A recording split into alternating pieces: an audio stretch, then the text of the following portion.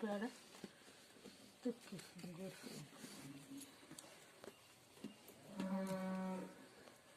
అడే ఉండు ఈడేస్తామండి దిగు చాలు చాలు చాలు లోపలికి ఏడో ఏమో తొక్కింది అది మొన్న తేమలోకి దిగేసి కదా అందుకే దీంట్లోనే పుస్తావా ఏదా కిడ్డికిడి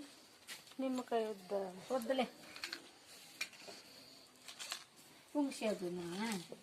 పసుపు పూస్తా ఉంటే నాకు మనం మీరు తీస్తురే